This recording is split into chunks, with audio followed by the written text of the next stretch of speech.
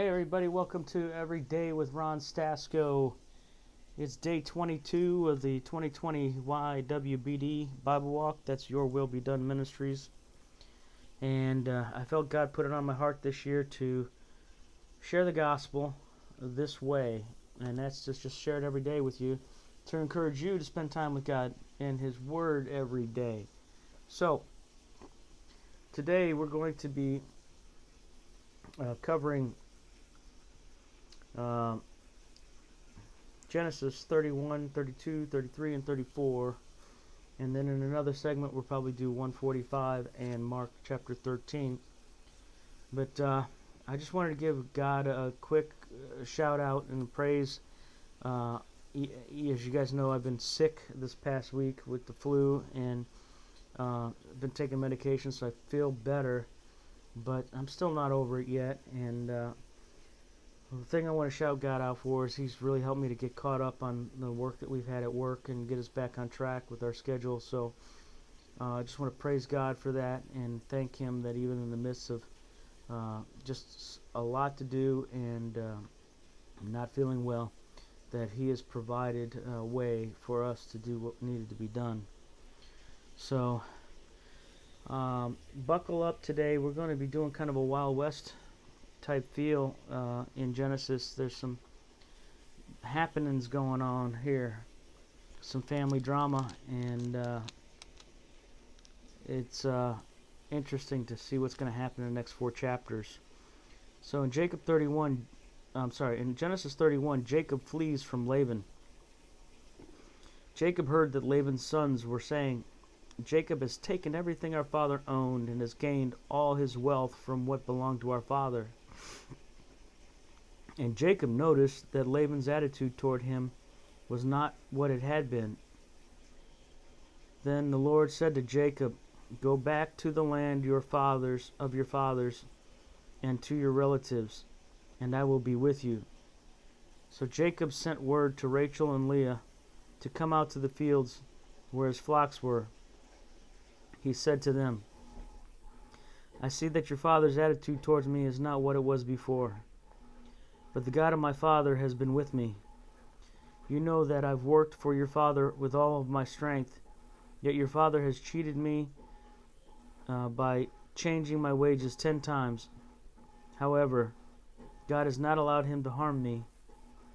If he said, 'The speckled ones will be your wages,' then all the flocks gave birth to speckled young. And if he said, 'The streaked ones were your wages,' then all the flocks bore streaked young. So God has taken away your father's livestock and has given them to me. In breeding season, I once had a dream in which I looked up and I saw that the male goats mating with the flock were streaked, speckled, or spotted. The angel of God said to me in a dream, 'Jacob.' And I answered, 'Here I am.' And he said, 'Look up and see that all the male goats mating with the flock are streaked, speckled, or spotted, for I have seen all that Laban has been doing to you.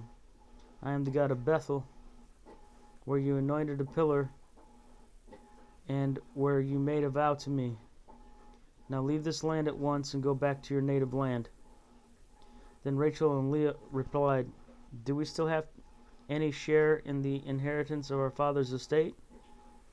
Does he not regard us as foreigners? Not only has he sold us, but he has used up what was paid for us. Surely all the wealth that God took away from our father belongs to us and our children. So do whatever God has told you.' Then Jacob put his children and his wives on camels, and he drove all of his livestock ahead of him, along with all the goods he had accumulated in Padan Aram, to go to his father Isaac in the land of Canaan. When he had gone to shear his sheep, Rachel stole her father's household gods. When Laban had gone to shear his sheep, Rachel had stolen her father's household gods. Moreover, Jacob deceived Laban the Aramean by not telling him he was running away. So he fled with all he had, and crossing the river, he headed for the hill country of Gilead, and that is the Euphrates River. On the third day, Laban was told that Jacob had fled. Taking his relatives with him, he pursued Jacob for 7 days and caught up with him in the hill country of Gilead. Then God came to Laban the Aramean in a dream at night and said to him, "Be careful not to say anything to Jacob, either good or bad." Jacob had pitched his tent in the hill country of Gilead when Laban overtook him, and Laban and his relatives camped there too. Then Laban said to Jacob, "What have you done? You've deceived me, and you've carried off my daughters like captives of war. Why did you run off secretively and deceive me? Why didn't you tell me so I could send you away with joy and singing to music and tambourines and harps? You didn't even let me kiss my grandchildren and my daughters goodbye. You have done a foolish thing. I have the power to harm you. But last night God your father said to me, 'Be careful not to say anything to Jacob, either good or bad.' Now you have gone off because you long to return to your father's house. But why did you steal my gods?" Jacob answered Laban, "I was afraid, because I thought you would take your daughters away from me by force. But if you find anyone who has your gods, he shall not live. In the presence of our relatives, see for yourself whether there is anything of yours here with me, and if so, take it." Now Jacob did not know Rachel had stolen the gods. So Laban went into Jacob's tent, and into Leah's tent, and into the tent of the 2 maidservants, but found nothing. After he came out of Leah's tent, he entered Rachel's tent. Now Rachel had taken the household gods and put them inside her camel's saddle, and was sitting on them. Laban searched through everything in the tent, but found nothing. Rachel said to her father, "Do not be angry, my lord, that I cannot stand up in your presence. I am having my period." So he searched, but he could not find the household gods. Jacob was angry, and he took Laban to task. "What is my crime?" he asked Laban. "What sin have I committed that you hunt me down? Now that you have searched through all my goods, what have you found that belongs to your household? Put it here in front of your relatives and mine, and let them judge between the 2 of us. I have been with you for 20 years now. Your sheep and goats have not miscarried, nor have I eaten rams from your flocks. I did not bring you animals torn by wild beasts. I bore the loss myself. And you demanded payment from me for the whatever was stolen by day or night. This is my situation. The heat consumed me in the daytime, and the cold at night, and sleep fled from my eyes. It was like this for 20 years I was in your household. I worked for you for 14 years for your 2 daughters, and 6 years for your flocks. And you changed my wages 10 times. If God of my father, the God of Abraham, and the fear of Isaac had not been with me, you would surely have sent me away empty-handed. But God has seen my hardship and the toil of my hands, and last night he rebuked you." Laban answered Jacob, "The women are my daughters, the children are my children, the flocks are my flocks.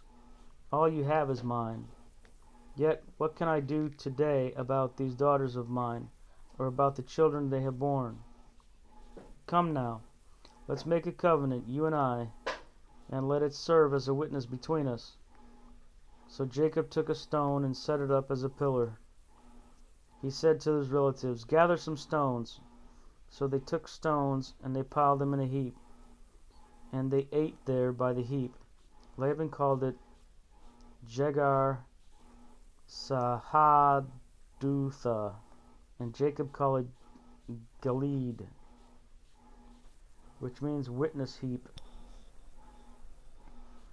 Laban said, "This heap is a witness between you and me today." That is why it is called Gilead. It was also called Mizpah, or the watchtower, because he said, "May the Lord keep watch between you and me when we are away from each other. If you mistreat my daughters, or if you take any of wives beside my daughters, even though no one is with us, remember that God is a witness between you and me." Laban also said to Jacob, "Here is the heap, and here is the pillar I have set up between you and me. This heap is a witness, and this pillar is a witness, that I will not go past this heap to your side to harm you, and that you will not go past this heap to my side to harm me. May the God of Abraham and the God of Nahor, the God of their father, judge between us." So Jacob took an oath in the name of the fear of his father Isaac, offered a sacrifice there in the hill country, and invited relatives to a meal. After they had eaten, they spent the night there. Early the next morning, Laban kissed his grandchildren and his daughters and blessed them. Then he left and returned home. Whew, what a mess. All right, you got to hear 20 years of drama right there. Now, Jacob gets to see his long-lost brother Esau that wanted to kill him, and that's why he ran off in the first place. So Jacob also went on his way in chapter 32, and the angel of God met him. When Jacob saw them, he said, "This is the camp of God." So he named the place Mahanaim. Jacob sent messengers ahead of him to his brother Esau in the land of Seir and the country of Edom. He instructed them, "This is what you are to say to my master Esau. Your servant Jacob says, I have been staying with Laban and have remained there until now. I have cattle and donkeys, sheep and goats, men servants and maidservants. Now I am sending this message to you, my lord, that I may find favor in your eyes." When the messengers returned to Jacob, they said, "We went to your brother Esau, and now he is coming to meet you with 400 men that are with him."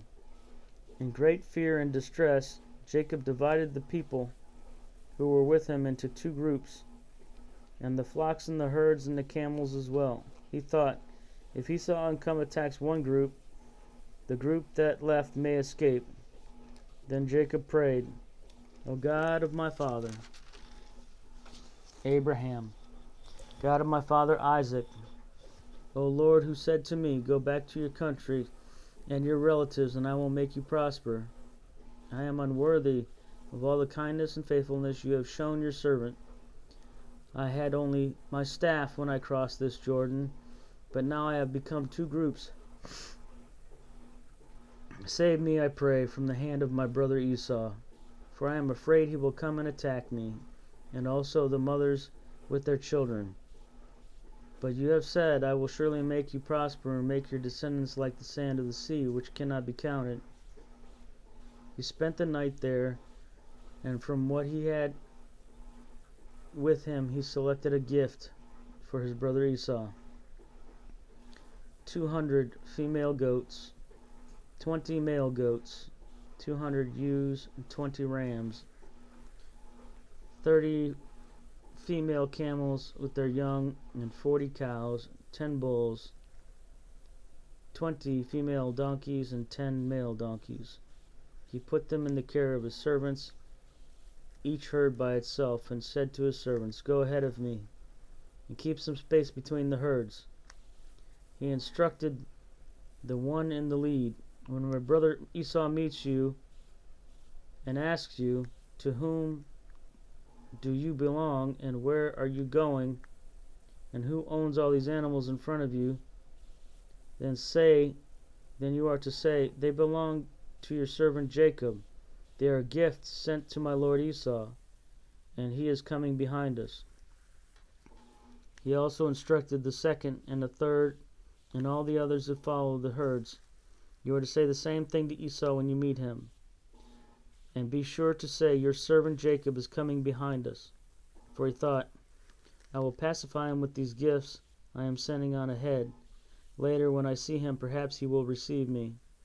So Jacob's gifts were sent ahead of him, but he himself spent the night at the camp.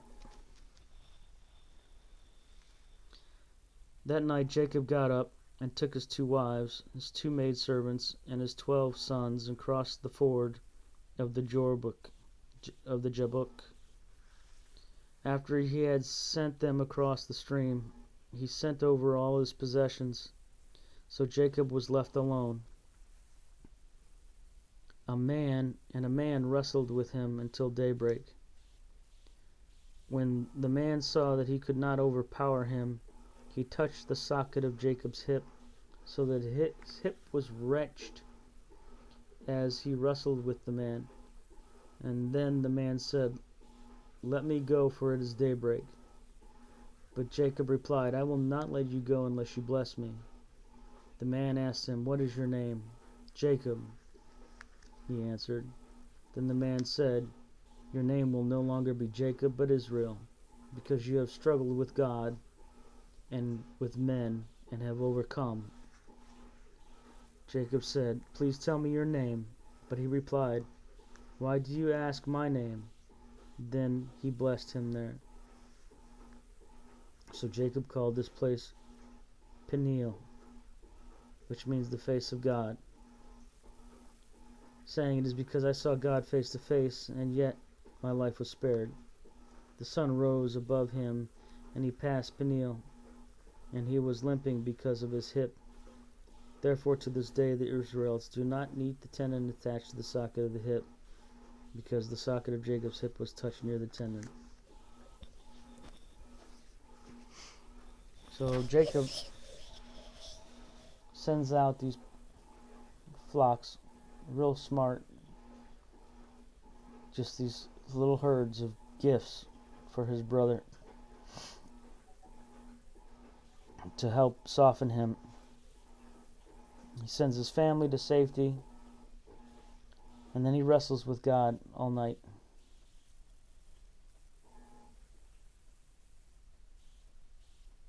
And God basically says that he's no longer the man he was. He's an overcomer. Struggle with men and God, and have overcome. He overcome Laban. He's overcoming his brother Esau. He's overcome his wrestling with God.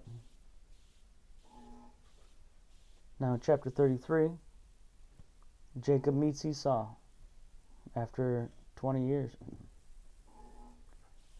Jacob looked up, and there was Esau, coming with 400 men.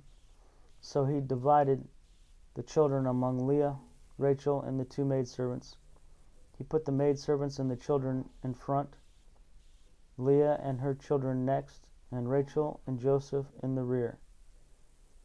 He himself went on ahead and bowed down to the ground 7 times as he approached his brother. But Esau ran to meet Jacob and embraced him. He threw his arms around his neck and kissed him, and they wept. Then Esau looked up and saw the women and the children. Who are these with you? He asked. Jacob answered, They are the children of God has graciously given your servant. Then the maidservants and their children approached and bowed down. Next, Leah and her children came and bowed down. And last of all came Joseph and Rachel, and they too bowed down. Esau asked, What do you mean by all these droves I meet? To find favor in your eyes, my lord, he said. But Esau said, I already have plenty, my brother. Keep what you have for yourself. No, please, Jacob said. If I have found favor in your eyes, accept this gift from me. For to see your face is like seeing the face of God, now that you have received me favorably. Please accept the present that I brought you. For God has been gracious to me, and I have all that I need. And because Jacob insisted, Esau accepted it. Then Esau said, "Let us be on our way. I will accompany you." But Jacob said to him, "My Lord knows that the children are tender and that I must care for the ewes and the cows that are nursing their young. If the animals are driven hard just one day, all the animals will die. So let my Lord go ahead of his servant, while I move along slowly in the pace of the droves before me, and that the children until I come to my Lord in Seir." Esau said, "Then let me leave some men with you." "But why do that?" Jacob asked. "Just let me find favor in your eyes, my Lord." So that day Esau started on his way back to Seir. Jacob, however, went to Succoth, where he built a place for himself and made shelters for his livestock. And that's why the place is called Succoth.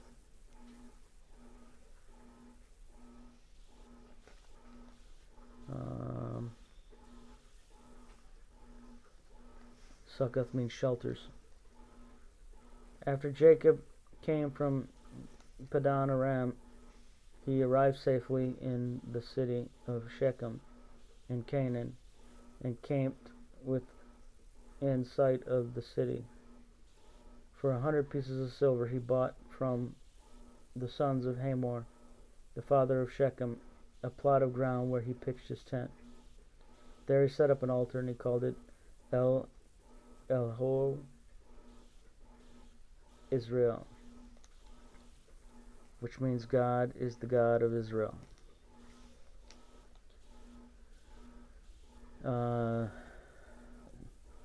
Chapter 34.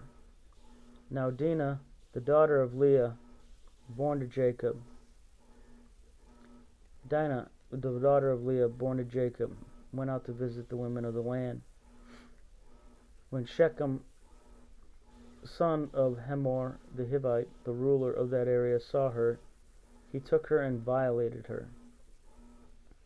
His heart was drawn to Dinah, daughter of Jacob, and he loved the girl and spoke tenderly to her. And Shechem said to his father Hamor, "Get me this girl as my wife." When Jacob heard that his daughter Dinah had been defiled, his sons were in the fields with livestock. So he kept quiet about it till they came home. Then Shechem's father, Hamor, went to talk to Jacob. Now Jacob's sons come in from the fields as soon as they heard what happened. They were filled with grief and fury because Shechem had done a disgraceful thing in Israel by lying with Jacob's daughter, a thing that should not be done. But Hamor said to them, "My son Shechem has his heart set on your daughter. Please give her to him as a wife, intermarry with us. Give us your daughters, and take our daughters for yourselves. You can settle among us. The land is open to you. Live in it, trade in it, acquire property in it." Then Shechem said to Dinah's father and brothers,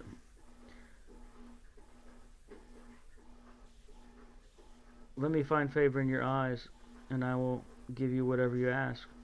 Make the price for the bride and the gift I am to bring you great as you like, and I'll pay whatever you ask me. Only give me the girl as my wife." Because their sister Dinah had been defiled, Jacob's sons replied deceitfully as they spoke to Shechem and his father Hamor. They said this to them, "We can't do such a thing. We can't give our sister to a man who is not circumcised. That would be a disgrace to us.